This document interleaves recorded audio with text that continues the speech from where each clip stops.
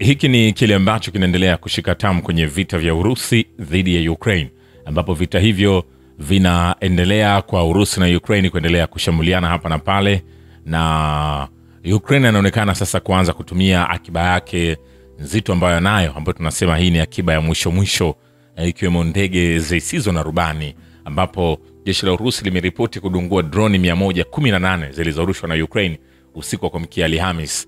Wizara ya Ulinzi ya Urusi imesema droni 52 kati ya hizo ziliulenga mkoa wa Belgorod unaopakana na Ukraine.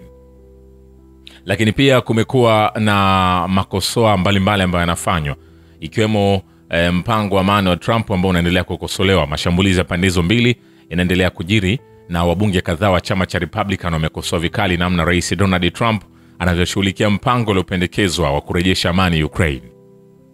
Wabunge hao wamesema mpango huo wenye vipengele 28 unaipendelea Urusi.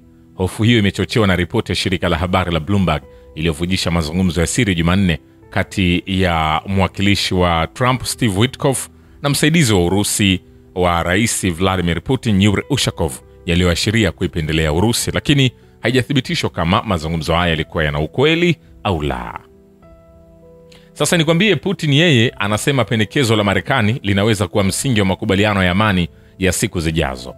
Amesema kuwa vipengele vya rasimu ya amani vilivyojadiliwa hivi karibuni na Marekani na Ukraine vinaweza kutumika kama msingi wa makubaliano ya siku zijazo ya kukomesha vita nchini Ukraine.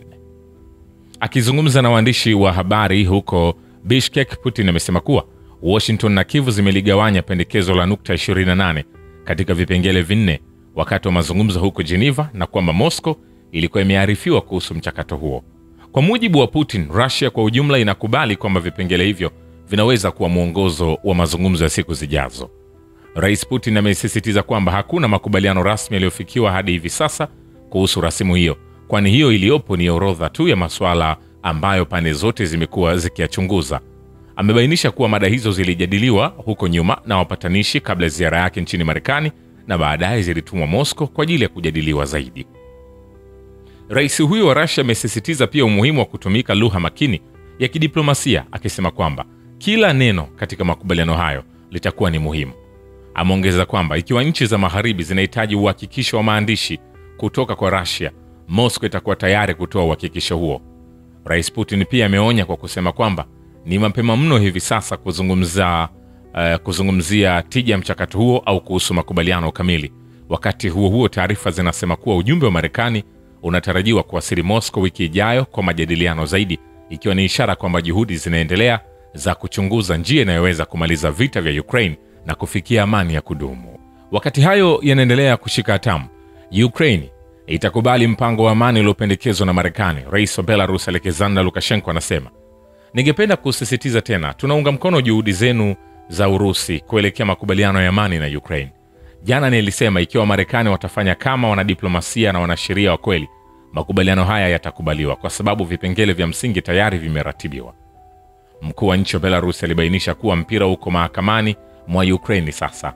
Anasema, "Na nadhani kutokana na jinsi hali ilivyo mstari wa mbele, Ukraine itakubali makubaliano haya ya amani, vinginevyo itapoteza nchi nzima." Rais huyo Belarus ameeleza imani yake kwamba Zelensky lazima atambue hali halisi ya sasa na ajiepushe na kuhujumu juhudi za kujadili suluhu ya mgogoro huo. Katika mahojiano na mwandishi wa habari wa VGTRK Pavel Zarubin, Lukashenko alishiriki mtazamo wake kuhusu hali hiyo, huku video ya matamshi yake ikirekodiwa kwenye channel ya Telegram ya Zarubin. "Niliwahi kumshauri mwanzoni mwa vita kuhusu la kufanya. Kama angefuata ushauri huo, kusingekuwa na masuala haya, iwe ni vipengele 28 au vyovyote vile vilivyopo katika mpango wa suluhu," Lukashenko alisema. Nikwambie hivi, hatujamaliza. Vile vile, wawakilishi wa Marekani wamezindua kampeni nchini Ufilipino ya kuwaajiri raia wa eneo hilo kupigana upande wa vikosi vya kijeshi vya Ukraine. Msemaji wa Wizara ya Mambo ya Nje ya Urusi, Maria Zakharova, anasema, kulingana na taarifa zinazoingia, wawakilishi wa Marekani wamezindua kampeni nchini Ufilipino ya kuwaajiri raia wa eneo hilo kupigana upande wa vikosi vya kijeshi vya Ukraine. Kampuni ya Marekani ya RMS International yenye makao yake makuu Florida inaajiri watu. Upendeleo unatolewa kwa wafanyakazi wa zamani wa vyombo kama polisi na vyombo vya usalama vya Ufilipino na wanajeshi wastaafu. Zakharova alifafanua kwamba raia wa nchi hiyo wanaosaini mkataba upewa visa ya kazi katika sehemu ya ubalozi wa Ujerumani huko Manila. Nchi za Umoja wa Ulaya zinataka kuua nafasi yoyote ya amani nchini Ukraine. Msemaji wa Wizara ya Mambo ya Nje ya Urusi Maria Zakharova anasema, lengo la kweli la nchi za Umoja wa Ulaya ni kukwamisha mbinu na maendeleo yanayoibuka kisiasa na kidiplomasia. Mwanadiplomasia huyo alisema, kwa maoni yake, kwa neno amani lingekuwa na maana fulani kwa EU, nchi wanachama wake hazingecheza na mikataba ya Minsk, zingeitimiza badala ya kujifanya tu kwamba zilitaka. Vile ni kwamba Urusi haioni nafasi yoyote kwa Ulaya katika meza mazungumzo kuhusu Ukraine.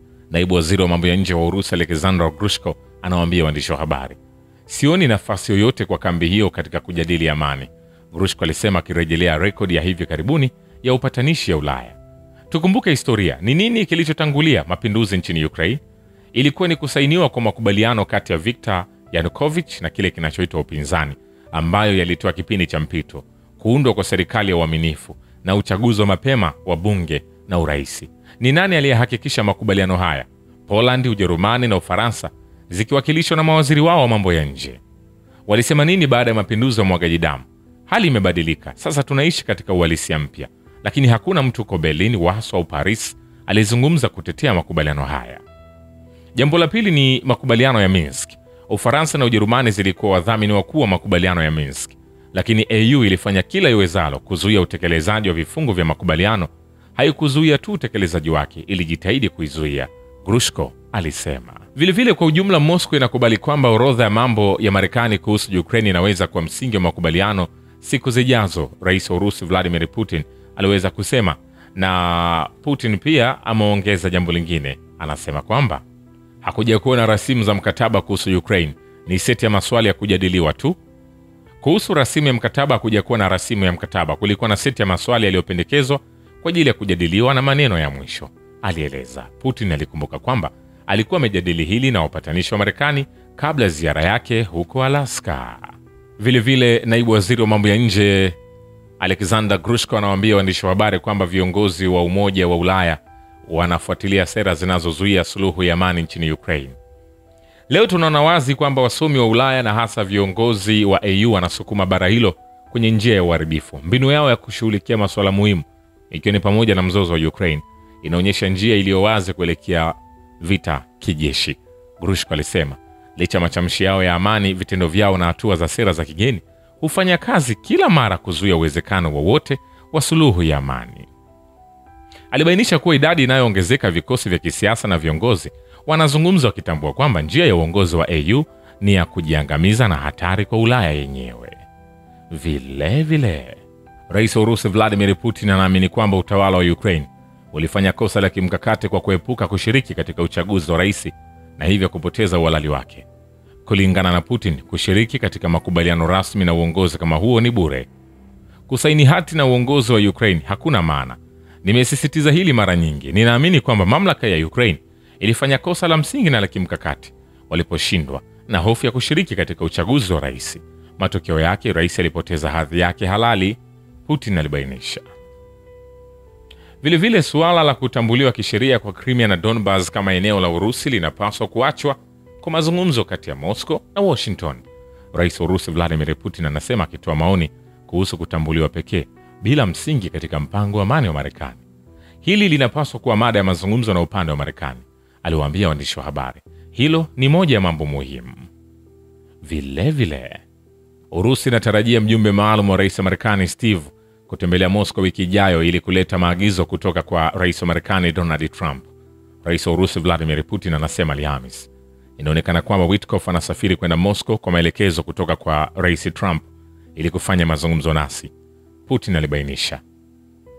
Kumbuka, kumekuwa na taarifa mbalimbali ambazo zinasambazwa na watu wa Umoja wa Ulaya wakitaka vita hivyo, wakionekana kuchafua kile ambacho kinaonekana kupigwa, ikiwemo ni hatua ya kuelekea kumaliza vita hivi.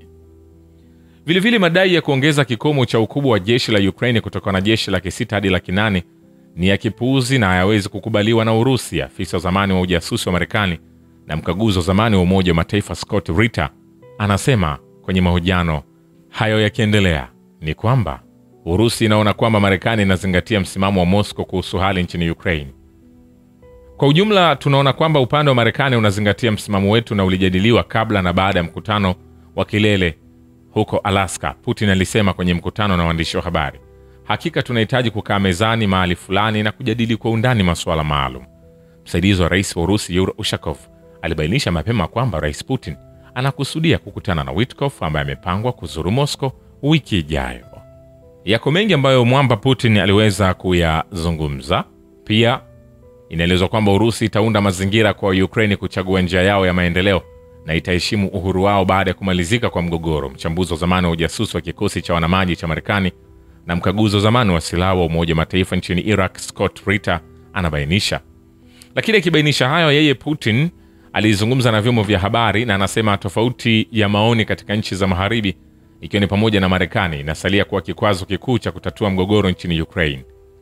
Sijui kiini cha usikilizaji huu wa mazungumzo ya simu kati ya Urusi na Marekani kuhusu suluhu nchini Ukraine, wala kiini cha uvujaji huu, Putin alisema, akibainisha kuwa alikuwa kwenye matukio kuanzia asubuhi hadi jioni na kisha akawajia waandishi wa habari. Kwa mtazamo wangu, tatizo ni nini hapo? Kwa kiasi kikubwa jambo halipo kwetu. Jambo ni jinsi maoni tofauti yanavyogongana ndani ya nchi za magharibi na Marekani yenyewe kuhusu kinachoendelea. Ni nini kifanyike ili kusimamisha vita, ili kusimamisha uhasama, kiongozi huyu alisema. Kiongozi huyu wa nchi alisisitiza kwamba alikuwa amekutana na mjumbe maalum wa rais wa Marekani Steve kabla ya kutembelea Alaska. Anasema, kisha nilitembelea Alaska na kufanya mazungumzo kadhaa huko. Kwa ujumla, ningependa kusisitiza kwamba niliunda mtazamo kwamba tuna uelewa wa mahali tulipo na nini kifanyike ili kukomesha uhasama huu, Putin alisema. Kisha pande hizo zilirudi nyumbani. Kwa kuwa mimi na mwenzangu Trump tulisema kwamba tunahitaji kurudi katika miji yetu mikuu, kufikiria, kushauriana na ofisi zetu, idara na washirika, na tulikubali kuendelea baada ya hapo, kiongozi huyu wa Urusi alisema.